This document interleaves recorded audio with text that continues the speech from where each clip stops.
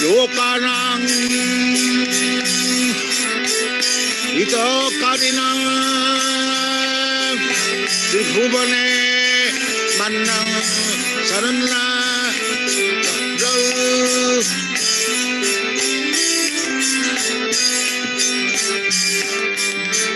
Sri Chaitanya Kripa Barav Lokanang Hitakarina Tribhuvane Manang Hitakarina Tribhuvane Manang Saranna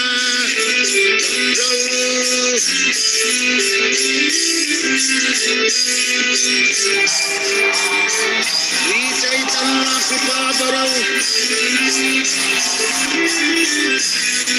Lokanang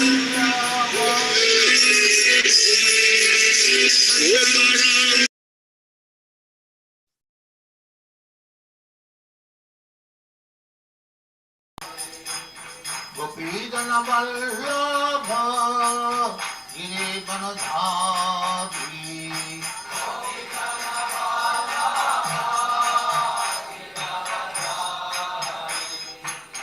Yashodanandana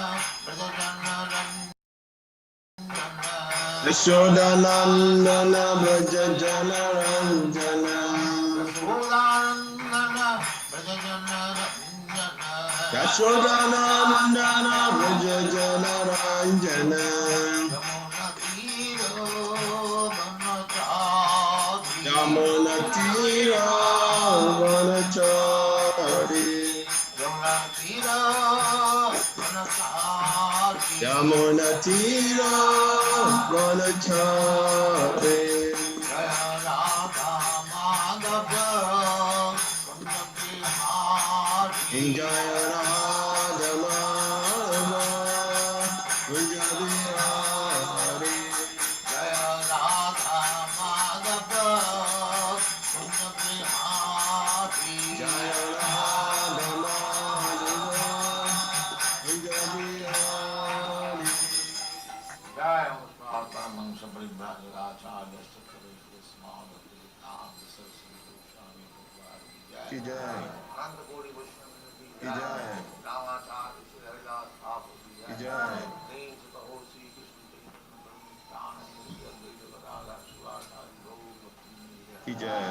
Sri Radha Krishna Bhogavna Sankand Radha Kundali Vrindavan Dham ki jai, Navadvip Dham ki jai, Ganga Mai ki jai, Jamuna Mai ki jai, Dwarka Dham ki jai, Swami Bhaktivinoda ki jai. All glories to the Hare Krishna. All glories to the Hare Krishna. Thank you very much. All glory to Srila Prabhupada.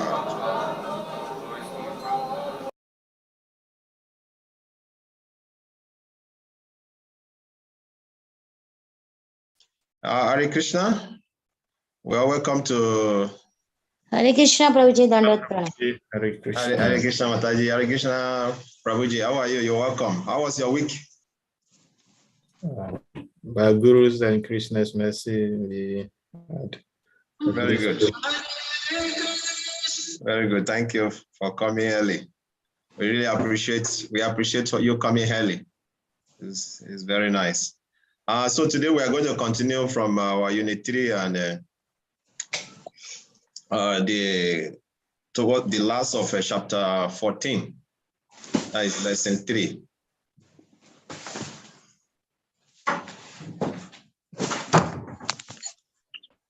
Let me quickly share it on the screen so that we can all see what we're going to do today.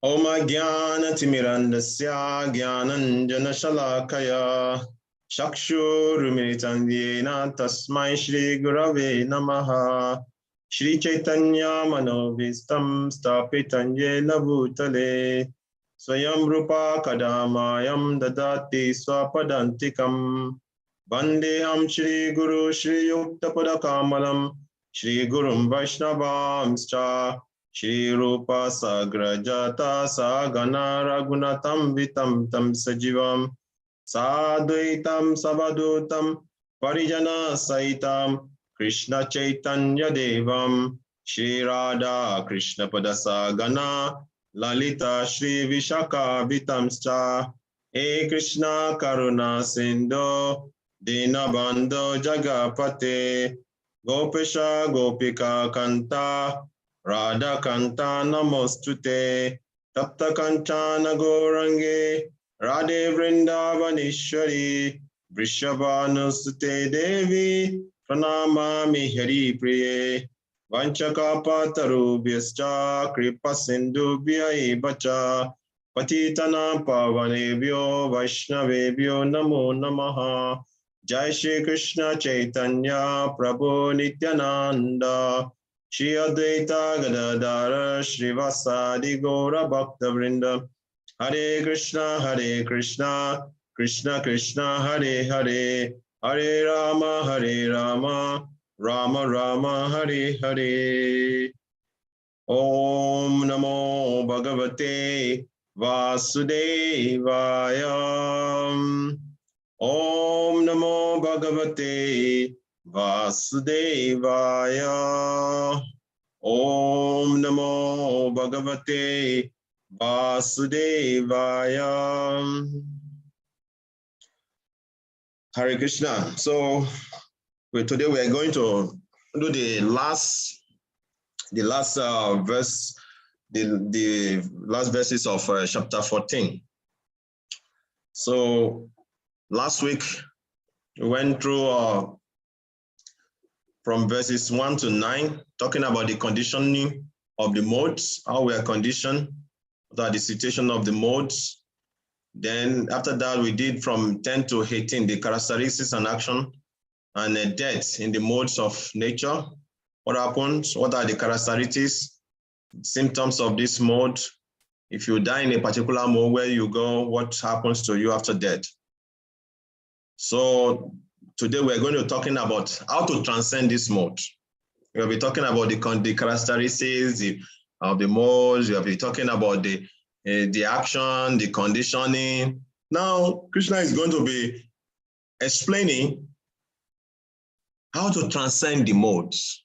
Because now we have seen, according to Bhagavad Gita, chapter 3, text 27, Prakrite kriya manane guna karmane sarvasya ahankara vimudatma katahamitu mayate. So in Bhagavad Gita chapter 3:27, Krishna explains that out of first ego, we think we are the do. Actually, everything is being carried out by these modes. So we are all controlled by this mode of nature. So only a foolish person thinks that I am the doer. Oh, by my power I will do this. Oh, by my power I will do that. Oh, so this verse is making us understand that actually we are under the influence of the modes of nature. So we are being controlled according to the mode in which we are situated. So, but today, Krishna is going to be explaining from the verses 19 to 27, how to transcend the mode. So this is the overview of this, the last verses we're going to be doing. So one, transcend all the three modes by knowing that everything within this world takes place under the modes. Then that knowledge is very important. And by understanding that Krishna's activity are transcendental to this mode. Krishna is completely transcendental to the mode of material nature. And that is why Krishna mentioned in Bhagavad Gita also, chapter 4, text 9, say, Janma Kama Chame Devyam, Evam Yo Betita Tuaktaha, Taktua Punar Jamanayati Mamiti Sojuna. One who understands that his birth and activity is completely transcendental, Divyan, beyond this mode. That person will not take birth in this material world, will become free, will become liberated. So the same thing also. So understanding the activities of Krishna that is transcendental to this mode, understanding this modes of material nature, this is the gateway in getting out of this modes of nature. So one who engages on the devotional service come to the level of the Brahman, of which Krishna is the source. So verse 22, Now, Arjuna asks question. What about the symptoms of the transcendentalist? What are the symptoms of the transcendentalist? He asks, how do they behave? And how one can transcend this mode? So these are the questions Arjuna asked towards the end of this verse. So these are what we're going to be doing today. So in verse 19, Nayangune byam kataram yada drashtano pashyati gune vyascha parambeti madbhavam sudhiga chati. When one properly sees that in all activities no other performer is at work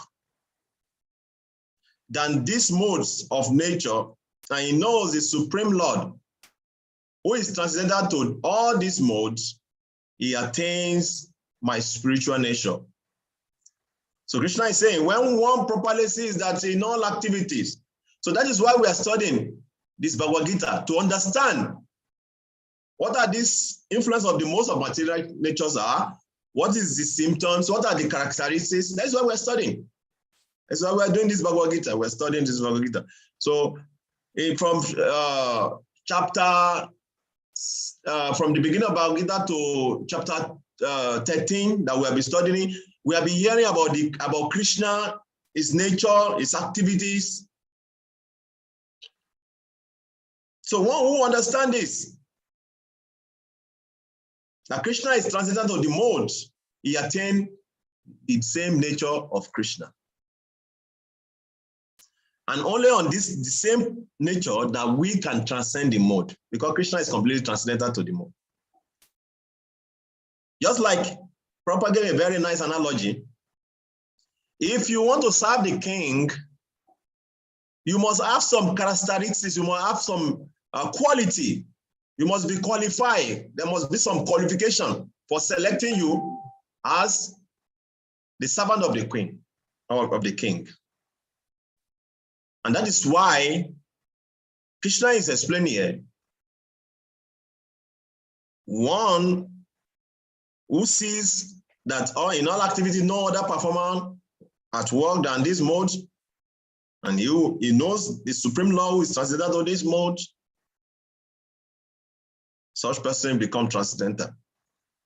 Then text 20.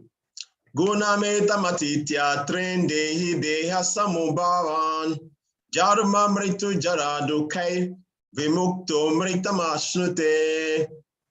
When the embodied being is able to transcend these three modes associated with the material body, it can become free from birth, old age, and their distresses. Hare Krishna, Prabhuji. And can enjoy the nectar even in this life. So when the embodied being is able to transcend these three modes, this is very important. If we can transcend the modes, it is mentioned here, only after transcending the mode, that is when we can really enjoy. There's no enjoyment when we are entangled in the modes of material nature. The so-called enjoyment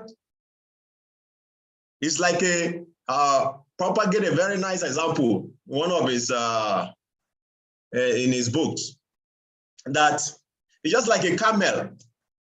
You know, camel, they live in desert. They can survive in desert because of the nature of their body. A camel will be eating the thorns from a tree. And this camel, as it's chewing these thorns, the thorns will be, injuring the tongue of the camel. And the blood of the camel will be mixing with this thorn, and the camel will be thinking that it's enjoying. This is what we're thinking. That is what we call enjoyment in this material world. We don't really know what enjoyment is. It's like a camel eating thorns and enjoying his own blood. So there's no real enjoyment, true enjoyment, when we are covered by this modes of nature. So this verse is saying, and Prabhupada explained in the purport very nicely also, that when the embodied being is able to transcend these three modes associated with the material body, it can become free from birth, death, old age and their distresses, and can enjoy nectar even in this life. So just some brief arrangement here. So in text 19, it's explained, seeing the modes as the doer and Lord as transcendental. So we should know that the mode is actually the one controlling everything in this world. We are not the controller. So whichever mode you are situated will determine how you act.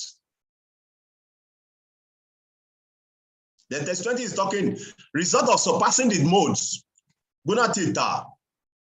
When we transcend this mode, we'll be free from the cycle of birth, death, old age, and disease.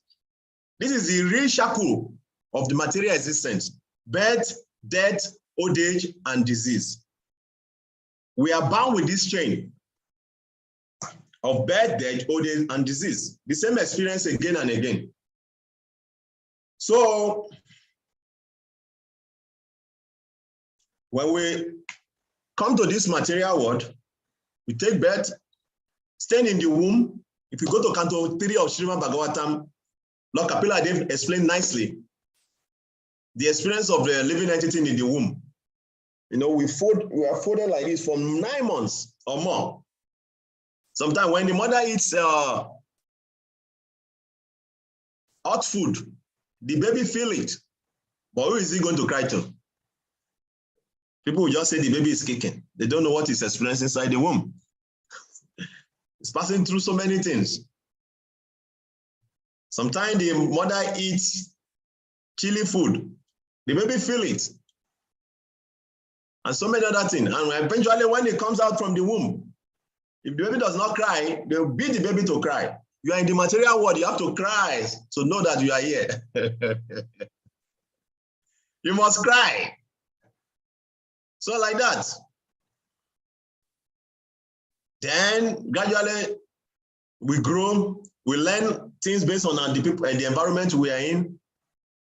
We grow, old age. As the old age is coming, we understand what is associated with old age, pain, and all the rest. Then diseases, all kinds of diseases. Now we have cancer, we have a coronavirus, and so many, all diseases. So these are miseries. So the so-called enjoyment in the material world is sensation of miseries, Prabhupada said.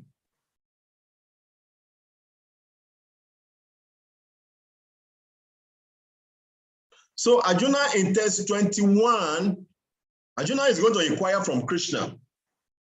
Okay, if this is what is going on, how can we know one who have really transcended this mode? What is the symptoms? How does he behave? So Arjuna Hovacha Kaininga Istri Guna Etan Atito Bhavati Prabhu Kim Achara Katam Chaitam Triguna Ativartate. So Arjuna is inquiring, oh my dear Lord, by which symptom is one known who is transcendental to these three modes? What is his behavior? And how does he transcend these modes of nature? 3 questions. Who is transcendental to these modes? What is the symptom? How do you know? What is, you say somebody is transcendental, how do you know that person?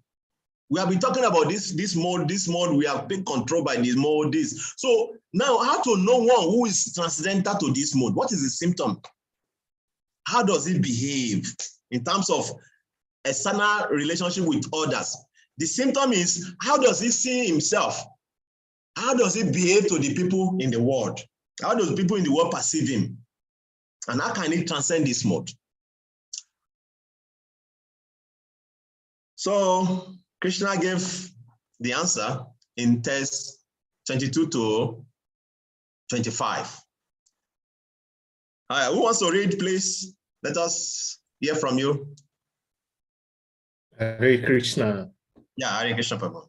The Supreme Personality of Godhead said, O son of Pandu, he who does not hate illumination, attachment, and delusion when they are present or long for them when they disappear, who is unwavering and undisturbed through all these reactions of the material qualities, remaining neutral and transcendental, knowing that the modes alone are active, who is situated in the self and regards alike happiness and distress, who looks upon a lump of earth and stone and a piece of gold with an equal eye, who is equal toward the desirable and the undesirable, who is steady, situated equally when in praise and blame, honor and dishonor, who treats alike both friend and enemy, and who has renounced all material activities. Such a person is said to have transcended the modes of nature. Hare Krishna. Hare Krishna. So we can see just such a lengthy answer Krishna gave. He answered all the three questions. He answered two here. Then in the follow verse, he answered the third question. So,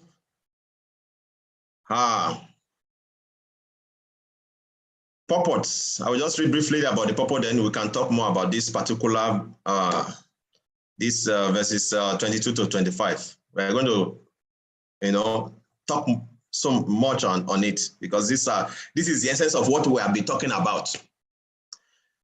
So Arjuna submitted three different questions, and the Lord answered them one after another. In these verses, Krishna first indicates that a person transcendentally situated has no envy and does not hanker for anything. Prabhupada summarized it. The first answer. If you look at the first answer, you see Krishna says, who does not hate illumination, attachment, and delusion when they are present or look for them, when they disappear, who is unwavering and undisturbed through all this reaction of material quality, remaining true and transcendental, knowing that most alone are active, who is situated in the self and regard alike happiness and distress. So Prabhupada is explaining here, he summarized them, all these things that Krishna is mentioning. How do you know somebody, the symptoms on one who is beyond this mode? He's situated, he has no envy and does not hanker for anything. Very, very important. Envy, out of the 6 anarthas we have: lust, anger, greed, illusion, madness, and envy. Envy is the only anartha that cannot be Krishnanized, that we cannot use in the service of Krishna. Every other anartha can be purified. But envy has to be thrown out, because that envy itself is the cause of our material existence. And that is what Prabhupada summarized it by mentioning that word, envy. He has no envy. One who doesn't have envy is already a pure devotee, because it's very difficult. We are all envious of one another. You see your fellow brother, your sister doing nicely, you become envious. Why is not me? And being envious is a symptom that we don't accept the supremacy of God. For to be envious means we don't accept the supremacy of God. Let us analyze it. When you envy someone, it means that you are telling God that, why did you bless that guy, not me? It's like you don't know what you are doing. You are supposed to be blessing me alone. So means when we are envious, means that we don't understand that Krishna is the prime cause of all causes, is the supreme God. Because one who is completely free from envy, we accept all conditions without no complaint, and does not hanker for anything. It's not very easy. We are all hankering for something, one thing or the other. So when we say one is already transcendental, this is what it means. No envy, no hankering. It's equal to all. And Prabhupada and Krishna also mentioned, is equal. It looks equal earth, gold. He doesn't see stone. Just imagine. It's not a joke. It's a very serious matter. Can any of us be indifferent to gold and stone? No, it's not very easy. You see stone and you see gold and you do be no, as long as we are in the material world, we are controlled by the modes. You will not be different. But that is what makes those who are transcendental to be different, because they see everything as stones. Whether it be gold, whether it be stone, they see the gold as a golden stone. It's not different. It doesn't make any difference. And that is why we see in the life of Rupa Goswami, he was chanting in Vrindavan. And somebody came to him, he wants to get some boon from him. Chintamani, touchstone, so that he can become very rich. He told him to go inside his dustbin to go and pick it. Why is he not keeping it in a special place? Because for him, it makes no difference. He doesn't need it. Once you have Krishna, you have everything. So he decided to put it in the dustbin. Yes, Mataji, please go ahead and ask your question. Yeah, Prabhuji, is saying that transcendental person doesn't hanker for anything. But the grihasthas, they have to think so many things. Only sannyasi, maybe they don't have to think, and they don't have to think for the future there, so they are not gathering the things. But how it is possible for us to do this thing? Because if you don't think for the future, it's very difficult to stay like without money or without anything. Yeah, you're right. It's very difficult to stay. So that is it. If you are not there, you are not there. If you are there, you are there. A transcendental person, he doesn't care about tomorrow because he knows that Krishna is there for him tomorrow. Like we've said, if you're a grihastha, okay, you have to plan for tomorrow, you have to do all these things. Yes, it's necessary as a grihastha. You have to plan for tomorrow, you have to take care of your family, you have to take care of your children, but you have to connect them to Krishna. That is what will make it different. Bhakti Thakur says that Krishna, my house is yours, my children, they are for you, my knowledge, everything is for you. I will work very hard to maintain your property. Is that how we are thinking? No, we are not thinking like that. That is it. Not everything we are giving. You understand? So we have to start thinking like that. That is why we are doing this training. We have to start thinking that everything belongs to Krishna.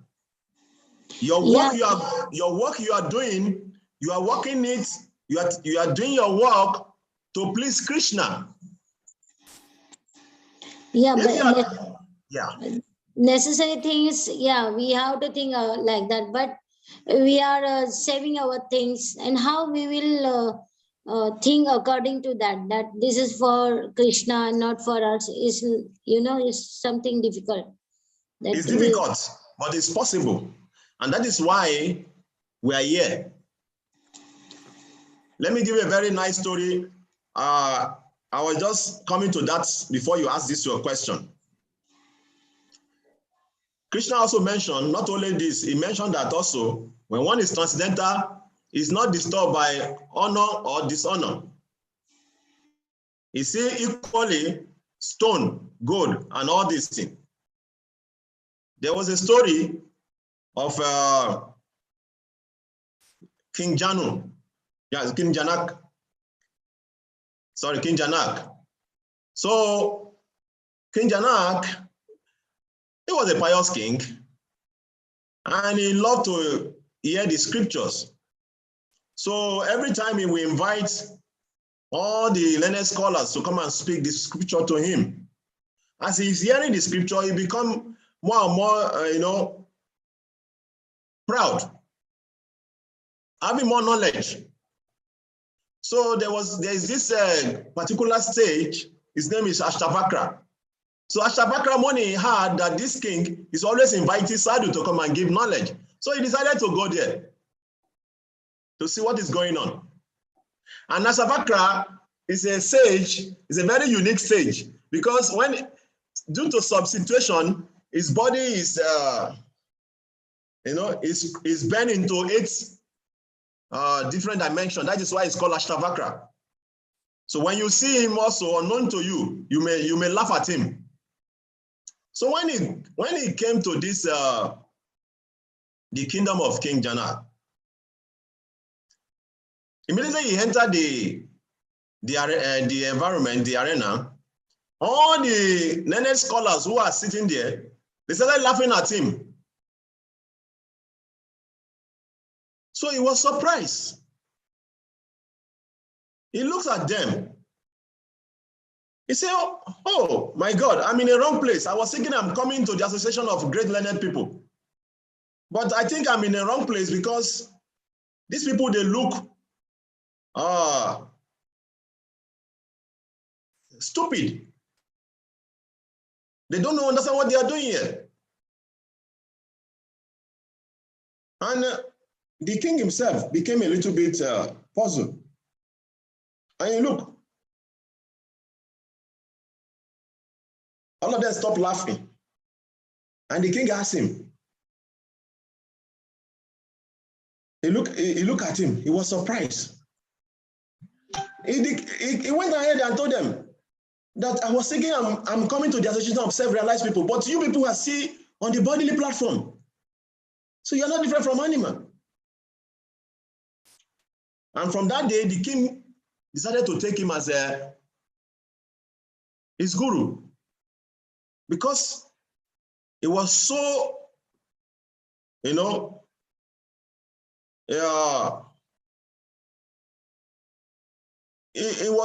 was happy with what he was hearing from him. And he offered prayer to him to become his disciple. And he said, okay, if you want to become my disciple and become your guru, you have to surrender everything to me. Your kingdom, your knowledge, your brain, your wife, everything you possess, you have to surrender it to me. He said, okay, since you are my guru, you take everything. So he surrendered everything. So after he surrendered everything, the sage was very pleased with him. Then after that, he gave him back everything. Because why? Now that he has renounced everything, he became self-realized. Only on that platform that he can behave properly.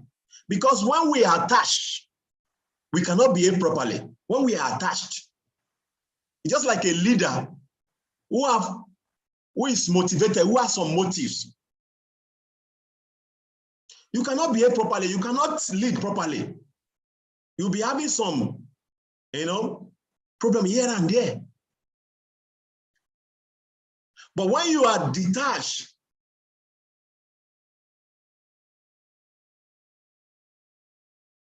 then you can see things clearly.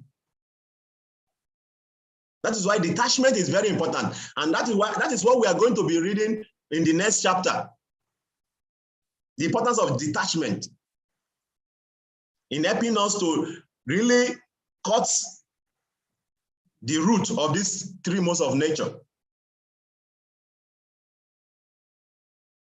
So, and there was another story of Srila Prabhupada. Srila Prabhupada one time, Prabhu, one of the Srila Prabhupada disciples, was narrating how when Prabhupada went to Sweden to preach, so Prabhupada was invited to one university to come and preach. So he was preaching to the students, and he was talking about the Varnashram, about the Brahmana, the Kshatriya, the Vaishya, and Shudra, and how the Brahmana, they are the first class in the society. And Prabhupada was talking more about these first class people. So this student, after Prabhupada finished speaking, this student, out of, wants to see Prabhupada's reaction in a way to kind of dishonor him or make him feel uneasy. He asked Prabhupada, so are you telling us that you are first class? And the whole auditorium became very silent to know what Prabhupada is going to say. Even though some of the Srila Prabhupada disciples, they were very hungry, looking at this student, very arrogant, asking this such question. But also they are more anxious, looking at Prabhupada, what he's going to say. And Prabhupada looked at him, and he, with kind of pleading, no, I'm not first class. I am the 5th class. And everybody was surprised. And Prabhupada continued, that not that I'm already the 5th class, but I am the servant of all. And the room became lively again to see the humility of Prabhupada, his humbleness. And as Prabhupada was saying this, he was feeling it that devotees were seeing tears in his eyes. This is how devotees are very humble. So he was trying to dishonor Prabhupada, saying, oh, are you telling us you are the first class? They put garland on your head, they put it on a very high seat. So he asked such question, arrogant question, to dishonor him. But the way Prabhupada answered it showed that he's indifferent to this situation. So Prabhupada is completely transcendental. Just like Ashavakamoni's story I mentioned also, even though he's been in 8 places, but he's not attached to his body. He's completely transcendental. So what I'm trying to say in essence is that, like Mataji was asking a question, our process is Yukta Vairagya Sauchate, utilizing everything in our possession for the pleasure of Krishna. We don't own anything in this world. We don't, even our hand, we don't own it. We don't own the hand. We don't, whatever we have in this world, the clothes, the house you are staying. Okay, maybe you are the one who are putting it together, but with what ingredient? With Krishna's ingredient. And when you finish, at the end of life, you are going to leave the house. You are not going to take it with you. So we don't own anything. So we should have to have this consciousness that we don't own anything in this world. Everything belongs to God. So whatever comes our way, we should try to maximize it in connecting it to Krishna.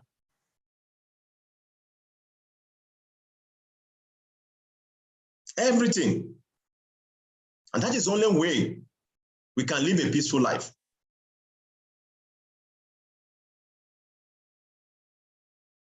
Mataji, are you okay with the question answer? Yeah, Prabhuji, but just I want to clear that Yes. if you are if you are taking big house and the good furniture and good things, that we are thinking that the people will come and visit and it is good environment, but is it good? Or sometimes people they want to show off or something like that. No. Because everything belongs to Krishna, everything should be first class. Krishna is the King of Kings. He's the Lord of Lords. If you have the means to give him the best, you give him. Okay. You understand? See, there are 2 kinds of devotees. Some devotees, they like simple life. And there's some other devotees who like opulent life also. If you have the means. In a very good example is Kolavesh Shridhar, associate of Chaitanya Mahaprabhu. He's a very poor Brahmana. He sells banana leaves. He lives a very simple life. He's always in the transcendental bliss, serving Krishna, always happy with his condition. And there's another devotee, his name is Pundarika Vidyanidhi. He has so much opulence around him. He lives like a king. Everything is sparkling, golden. But it's completely different. When Gadadhara Pandit came, and Mukunda was singing the glories of Krishna, he was breaking all these things to show that he's indifferent to this external. So what I'm trying to say is that our consciousness is most important. We have to be Krishna conscious in all situations. And that is the only way we can transcend the modes.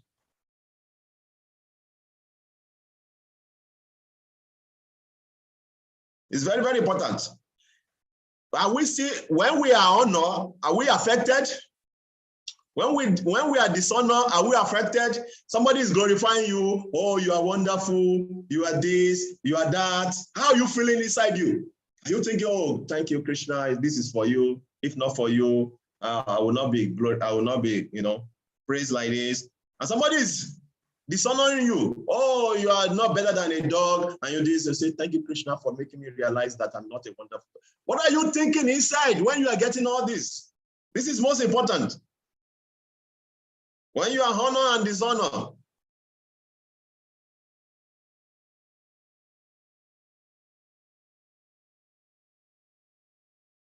We see gold and stone as the same. What does that mean? To see gold to see gold and stone as the same, it means whatever situation you are comfortable. Whatever the situation you find yourself, you are okay. Whether you are using a Lamborghini or you are using some old car, for you it's the same. Purpose is to take you to your destination. So how you feel in your consciousness is what is most important. And that is why this process is called Krishna Consciousness.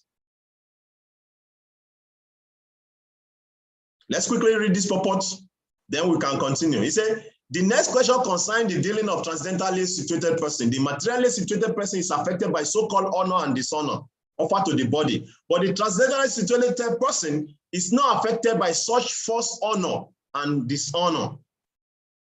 He performs his duty in Krishna consciousness and does not mind whether a man is honored or whether a man dishonors him or honors him. He accepts things that are favorable for his duty in Krishna consciousness. Otherwise, he has no necessity of any material, either stone or gold.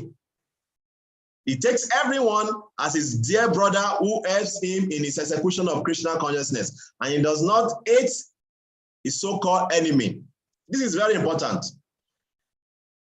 This is not very easy for conditioned soul to treat friend and enemy on equal platform. It's not easy. But with practice, it's possible. How? The so-called honor, the so-called enemy, although they make you feel uneasy, unhappy, but at the same time, most of the time, they bring you closer to God.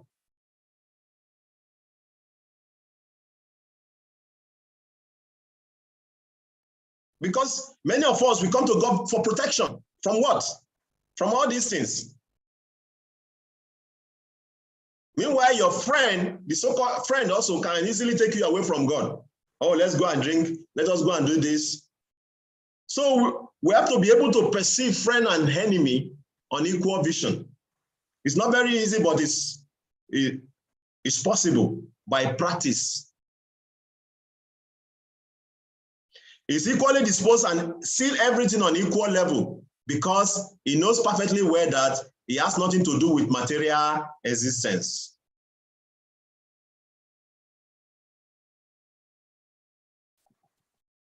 So this is very important. So let us do some discussion. Devotees are not interested in social and political issues and are therefore sometimes accused of doing nothing for human society, of being isolated, of being useless to anybody. What is your answer to this accusation? Is there any truth in it? How are we not affected by social and political issues. Let's discuss. Yes, please. Yeah, the devotees, they are giving the God consciousness to the society, and with that, they think good to everyone. That is good for the society. Yeah, thank you very much, ma'am. That's a good answer. Yes, anyone else?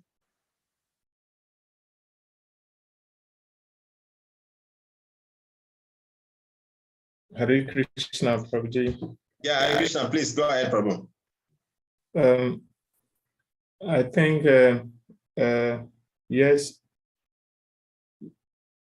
this is not, should I say, it is not a true statement that people, or true understanding that people maintain about us. We do so much to help the society in which we are living in. We go out to preach, we give books freely, and we are teaching people how to love God. And that's what political leadership and those who are involved in social work are supposed to do. And that's what we are doing. Recently, one Bhakta visited our temple, and the wife gave testimony. The wife even came to meet my Guru Dev. She said that she has seen some changes in her husband. The husband has changed now. He is not chasing women. He's always at home. Sundays, you just come to temple. After temple, he comes home. Saturdays, he is with the family. And this is the first time he has seen this happening in her family since marrying for almost 15, 18 years.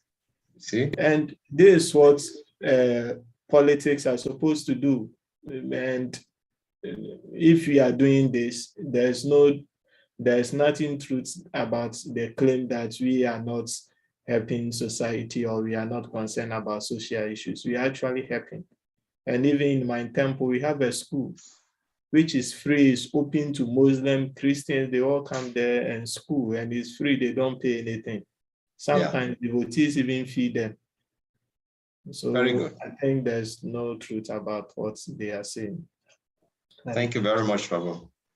Thank you very much for your contribution. Any other person want to contribute about this this discussion? Very nice. Mataji has given his contribution. Raganuga Bhakti also gave his own. Very wonderful. So actually, we are the one who is really helping the society. Because why? Now we can see in this modern day, the so-called political leaders, Prabhupada say they are all thieves, appointing thieves. They don't care about anybody. They only care about themselves. And that is why you see the society is becoming more and more in disarray. Everybody is just catering for themselves. Nobody think about the other. But the devotees, they are the only one who are caring about others genuinely, how to help others.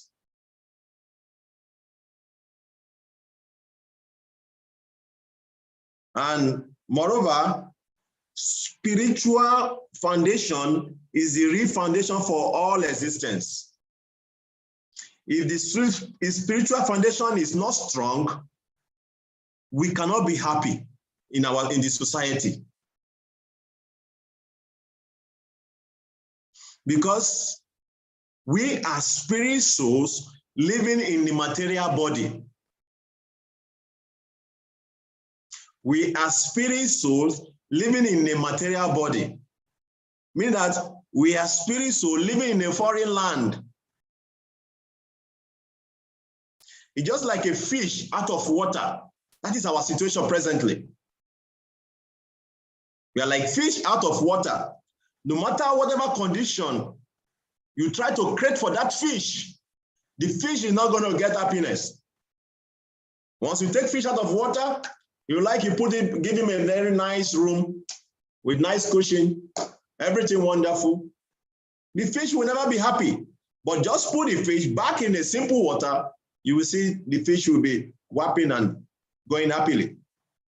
So similarly, we are spirit soul, original part of God.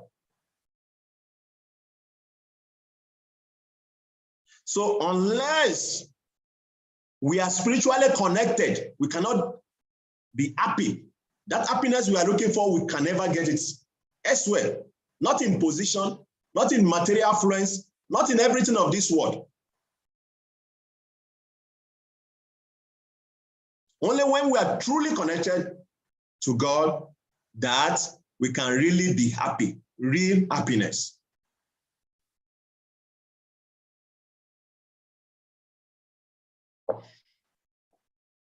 So now comes to the third answer of Krishna to Arjuna's question. Hare Krishna, Prabhu. Yes, please, Prabhu.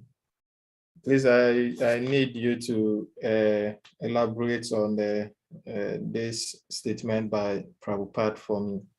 Please, where's the statement? Is it in the purport? Yes, in the purport. He said, that's the first paragraph. Of which purport? Test, which test? 22 to 25. Okay, 22 to 25. Yes, please go ahead. He said, when he is actually out of the body, then he is out of the clutches of material modes of nature. Yes. Yes, I understand that there are three dimensions of living. That's the material body, subtle body, and the spiritual body. Now, Prabhupada said that if the person is out of the body, yes, and he is not under the control of material nature. Yes. And I want a little elaboration, because I understand that even when we are out of the body, we still carry the subtle body, and the subtle body, material nature controls it. So I don't know, I need some little elaboration from you. Thank you very much. So let us read a little bit further, then let us get more clearer picture. He said, he said, when he's actually out of the body, then he's out of the clutches of the material modes of nature. But as long as it's not out of the material body, he should be neutral. He should engage himself in devotional service of the Lord so that his identity with the material body will automatically be forgotten. When one is conscious of the material body, he acts only for sense gratification. But when one transfers that consciousness to Krishna, sense gratification automatically stops. So when you read further, Prabhupada make it more clearer. So Prabhupada is saying, when we get our liberation from this body, when we become pure devotee of Krishna, then we are completely free from the clutches of material nature, the modes of material nature. We are completely free once we become pure and out of evil. But he now says, as long as we are in this body, we should remain neutral. And that is the only way to avoid the imposition of the nature on us. We should remain neutral. And how to develop that neutrality is what is explained in the verses, that's 22 to 25. You are not disturbed by honor or dishonor, fame or infamy, friends or enemy. I hope you, in the verse we see all those things. We see gold and stone as the same. Whatever situation you find yourself, you are okay. You are not envious of anyone. You are not anchoring. That is how to remain neutral. So, but these things, we have to practice it. How? By engaging in devotional service. That's what Prabhupada says. He said, he should engage himself in devotional service of Lord so that his identity with the material body will automatically be forgotten. That's when we engage in devotional service, naturally, we develop this neutrality to the material world. We become more attached to Krishna. And that is why that brings us to the last verse that we are reading today, before the 27. He said, Mam Chayo Vibyacharina. We should memorize this verse. It's a very nice verse. Mam Chayo Vibyacharina Bhakti Yogena Sevate Saguna Samatya Itam Brahma Bhuyaya Kalpate. When we engage in full devotional service, unfailingly in all circumstances, at once transcend the most of material nature and thus comes to the level of Brahma. That level of Brahma is the level of the neutrality we are talking about.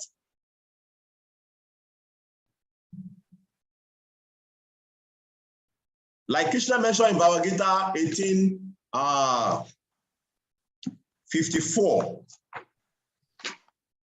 1854.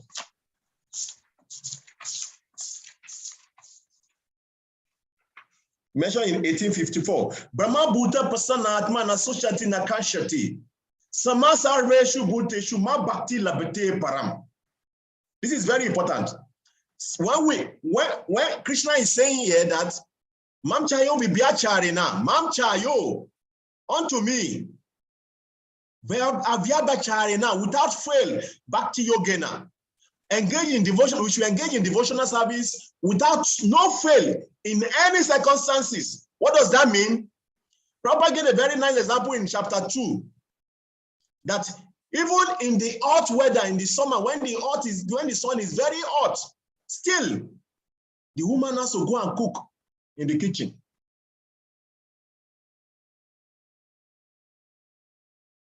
And when it's cold also, still we have to go out and preach. It means that whenever there is extreme situation, still we are not bothered. We still go ahead to engage in our duties. That is the only way we can attain neutrality. Means engaging in devotional service, even when there is a reason for us to cease to engage, we still continue. He said, Avyabacharina, without fail, in any circumstances. Whether there is honor, there is dishonor, whether they glorify you or they don't glorify you, whether enemy attack you or friend, friend are praising you, whether you are being recognized or you are not recognized, whatever situation you are in, remain unchanging. Mamchayo Vibyacharina Bhakti Yogena Sevate Saguna Samatya Itan Brahma Bhuyaya Kalpate. Only there we can come to this level of transcending the modes, becoming neutral. That is Brahman, come to the level of Brahman. Then Krishna goes further in 1854. He says, what happened on that stage of Brahman? Krishna explained in 1854. He says, Brahma Bhuta Prasanatma Nasoshati Nakashati.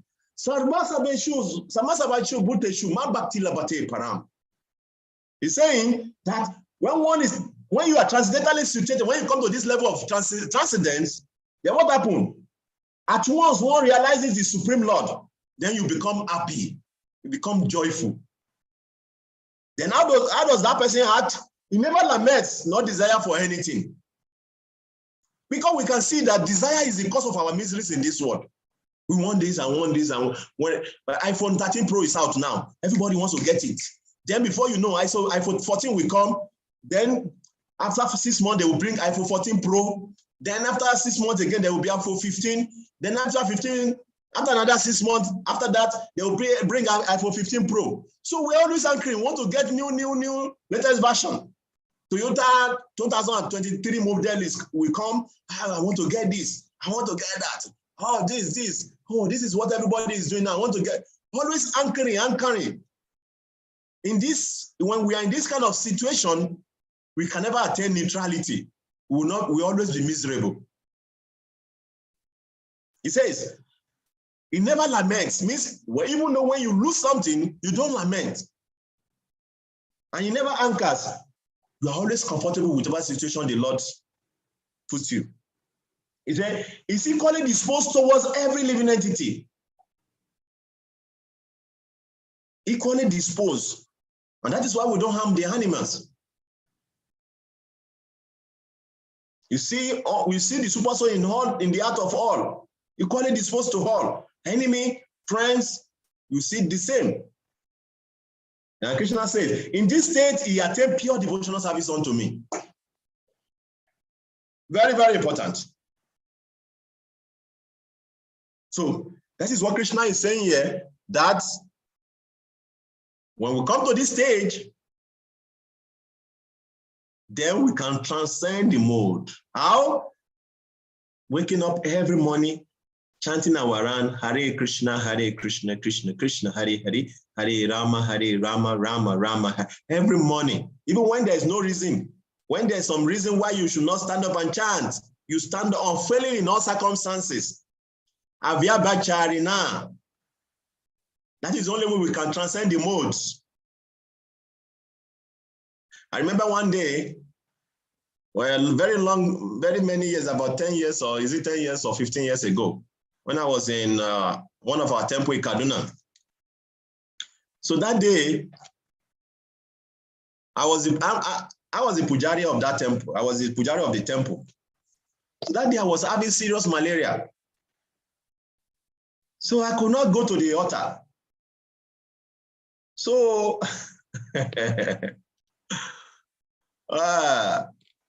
this is when we know whether we are truly transcendental. I could not go to the altar. I was shaking, even though there's nobody to do that service.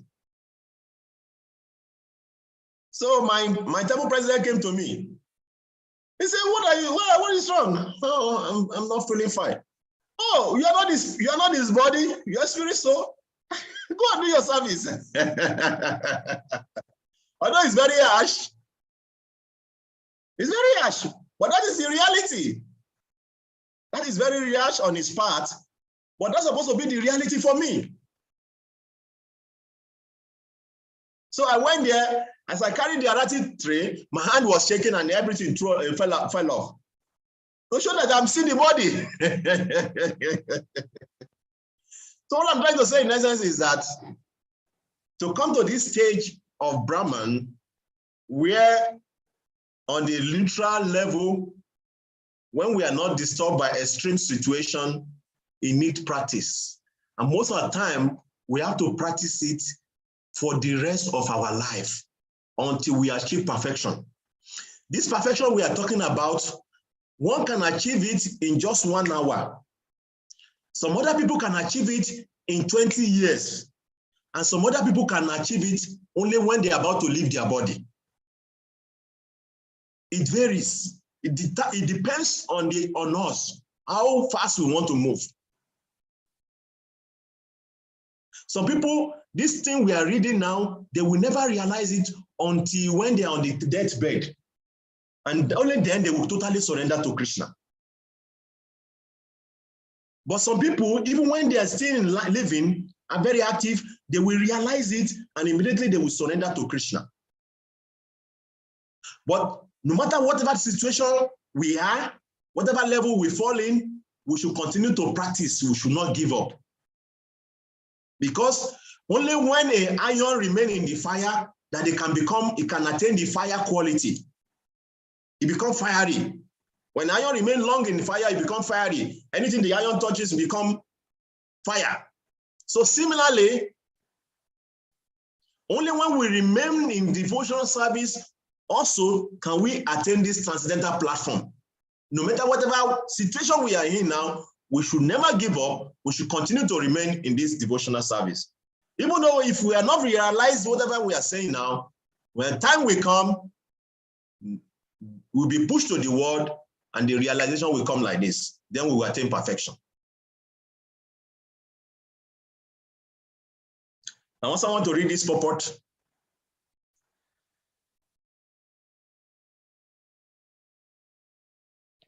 Who wants to read the purport for us? Hare Krishna. Yes, Prabhu, please go ahead. This verse is a reply to Arjun's third question. What is the means of attaining to the transcendental position? As explained before, the material world is acting under the spell of the modes of material nature. One should not be disturbed by the activities of the modes of nature. Instead of putting his consciousness into such activities, he may transfer his consciousness to Krishna activities. Krishna activities are known as Bhakti Yoga, always acting for Krishna. This includes not only Krishna, but his different plenary expansions, such as Rama and Narayan. He has innumerable expansions. One who is engaged in the service of any of the forms of Krishna or of his plenary expansions is considered to be transcendentally situated. One should also note that all the forms of Krishna are fully transcendental, blissful, full of knowledge, and eternal. Such personalities of Godhead are omnipotent and omniscient, and they possess all transcendental qualities. Hare Krishna. Hare Krishna. Thank you very much, Prabhu. So, Srila Prabhupada is explaining the only way we can transcend the mode is by engaging in Krishna's activities, devotional service. Engaging in devotional service.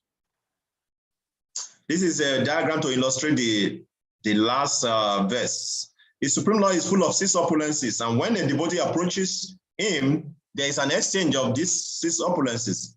The servant of the king enjoy an almost equal level with the king.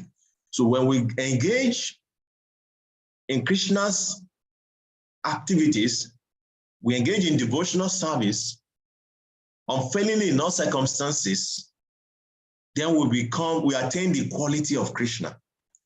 Quantitatively, we are different, but qualitatively, we are the same, because the soul is part of Krishna. Sometimes when we hear, like I remember when I was in school, there will always be this debate between the Christian and the Muslim. The Christian will say, oh, we are son of God. The Muslim will say, oh, no, we are servant of God. And this debate will go back and forth. And that time I will just be smiling because I'll be reading Srila Prabhupada's power books. And I will be smiling in my mind. That just see how ignorance can make people to argue. Whether you are son or you are servant, in the kingdom of God, it makes no difference. In the material world, there may be some difference because it's material world, and that is what we're going to discuss in the next chapter, about the perfect reflection of the spiritual to be material. The next chapter, we're going to be discussing that. So in the spiritual world, the servant of God is enjoying like God. There's no discrimination. It's on equal level. Let me give a material example that we can understand. Sometimes it's good to bring something to our level so that we can imagine it. The president of your country, you as ordinary citizen, are you the same with his servants? Somebody answer me that question. The president of your country, you as an ordinary citizen, are you the same with his servants? No, Prabhuji. Thank you. Wait. Well, you're not. Far. Even sometimes the respect that will be given to that servant is much more higher. Oh, wow. The servant of the president, it's like they will respect you as if you are the president. For you to have that closeness with the president is special for you, for them. So just imagine the same thing. When we say we are the servant of God, we don't know what it means.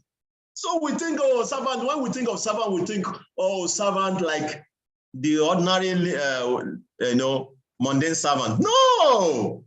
So whenever you think of servant of God, try to think of the president of your country and his servant. Then you can understand what it means to be the servant of God in the ultimate kingdom. The spiritual world.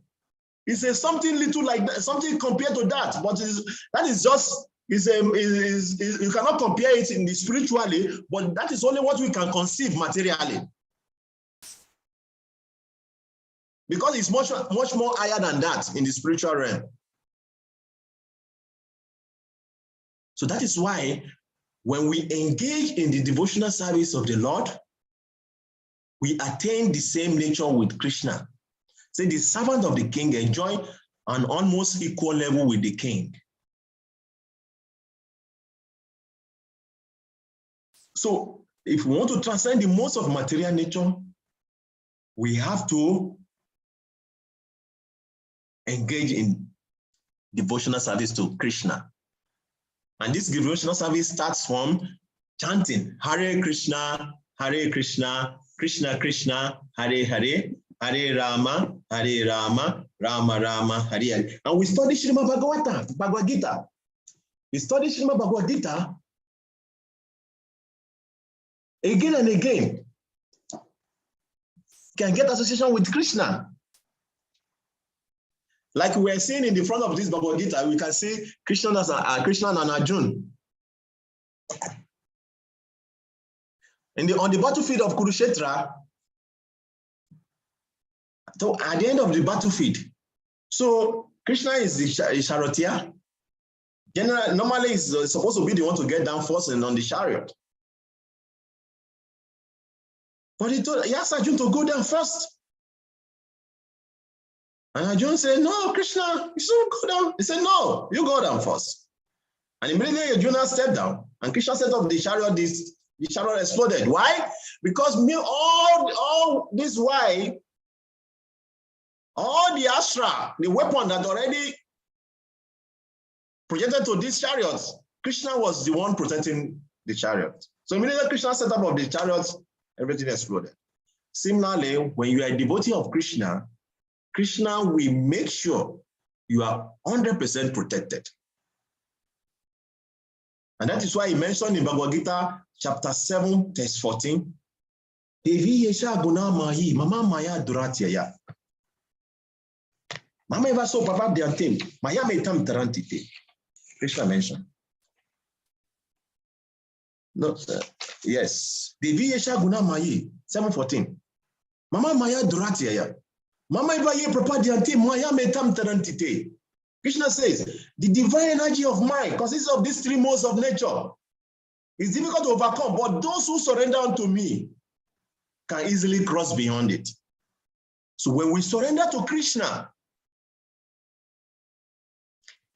these three modes we have been talking about their influences, the symptoms, their characteristics that look as if almost difficult for us to overcome, we just need to surrender to Krishna. Sarva Dharma Paritya, Jamam Bekam Sharana Vrajam. Atwam Sarva Pabebyo, Moksha Yishyami Masucha, Krishna says. Moksha Yishyami Masucha. Don't be afraid. Krishna said, don't be afraid. You just surrender. Surrender. Devi Yesha Guna Mayi, Mama Maya. Krishna they say this Mama Maya, these three modes. We have been discussing it from the beginning of this chapter, and we see how difficult it is. Sometimes you look as if, oh, I cannot do this. Oh, if this mode is one controlling us, then how do we control ourselves? So much complication is going on in our mind. Krishna said, don't worry. This is my energy, Mama Maya Duratya. Very difficult for you to overcome. You cannot overcome it. You cannot manipulate it. But he says, Mama Vaya Papa Diante, just surrender to me. You surrender to me, you cross over it.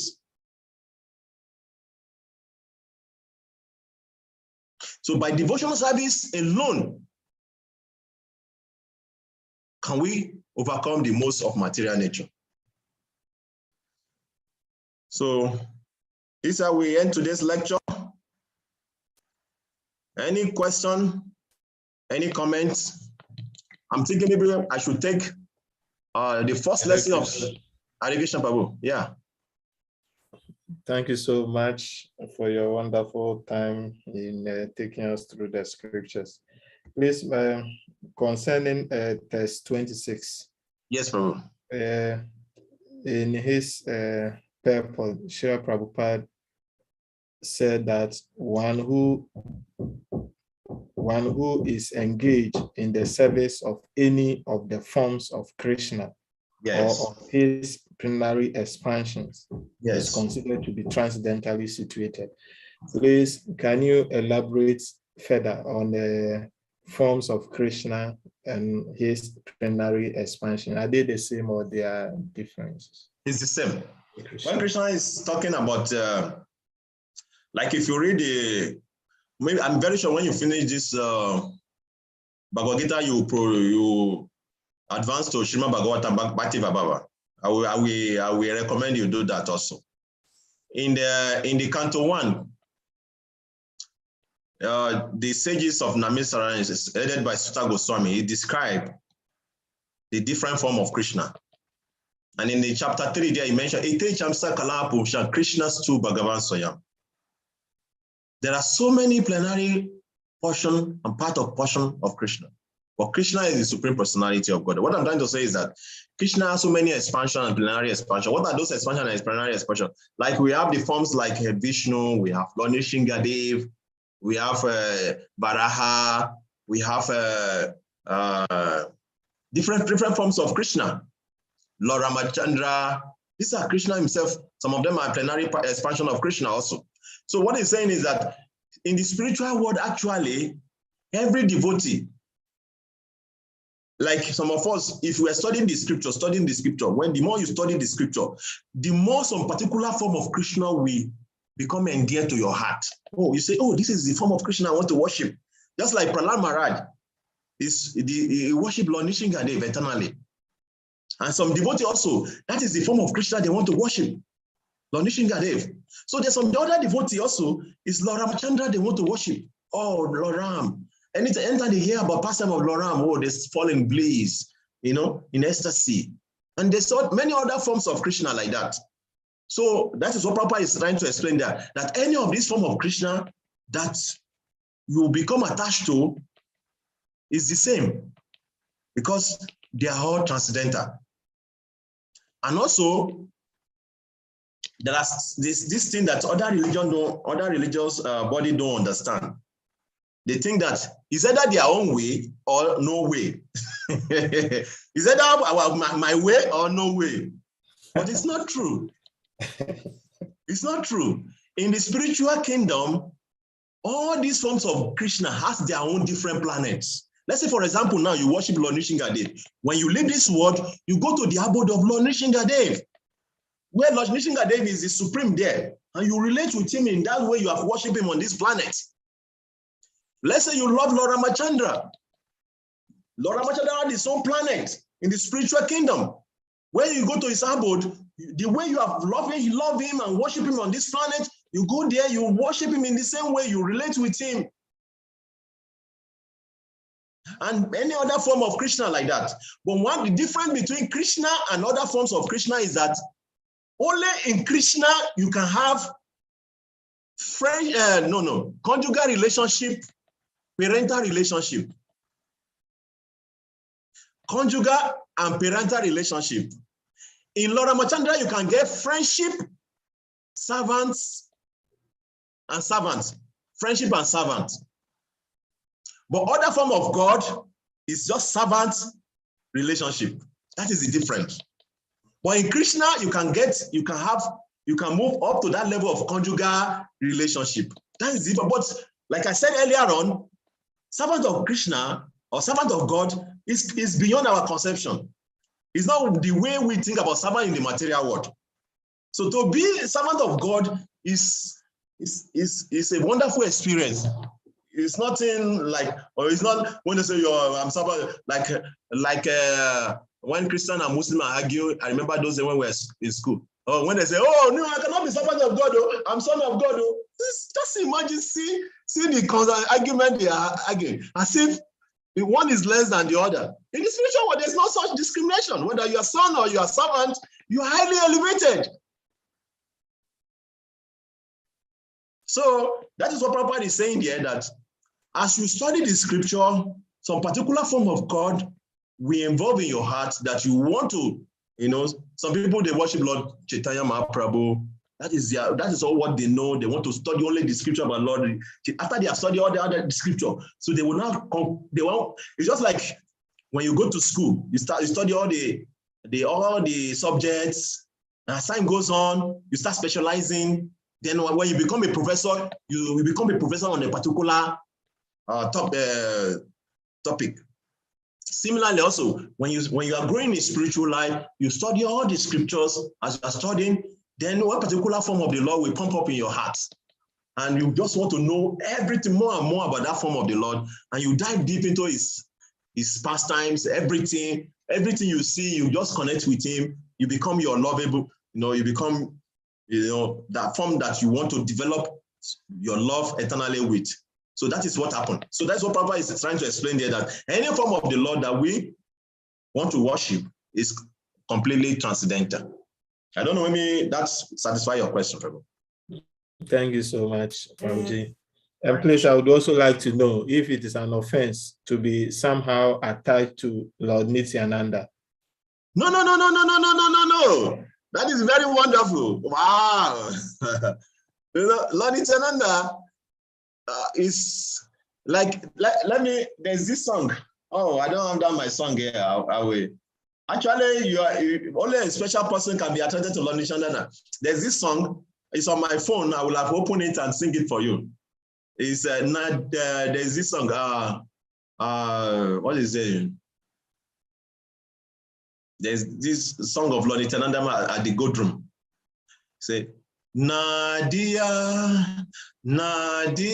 Godrume Nityananda Mahajan Patiyache Namahata Jiberakano Shadavananjana Shadavan. So it's a very beautiful song that describing the Lord Nityananda. And there's another one also, this song of God Surabi Kunjeta Namahata Kuleche, Godanitai. So it's describing the glories of Lord Nityananda, how he is the manager, he's the director of the holy name. Actually, you cannot get, in this age, you cannot get the mercy of Chaitanya Mahaprabhu without the mercy of Lord Nityananda. Lord Nityananda is the original spiritual master. It's not different from Lord Balaram, who is the original Adi Guru. So if you are fortunate to develop your attachment for Lord Nityananda, you have achieved all perfection of life, because it will be very easy for you to attain Krishna. So it's not a problem, Prabhu. You are very fortunate indeed. Thank you so much. Hare Krishna. So what you need to do is to go and read more about Lord Nityananda. And when you just think of Nityananda, tears will just start falling from your eyes. Then you have achieved perfection of life. Very evil. So any other question?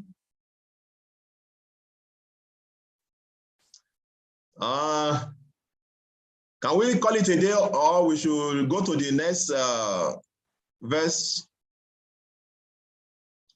I'm thinking of filling the 15 by tomorrow, but if we want to go till tomorrow and next week, no problem. Normally, I like to go for 1 hour 30 minutes, and we almost use our time. So let us call it a day. We'll continue from where we stop. So tomorrow we can go and read from chapter 15. Chapter 15, text 1 to 7. We should read it. It's very, very important. So let's see how much we can cover tomorrow also.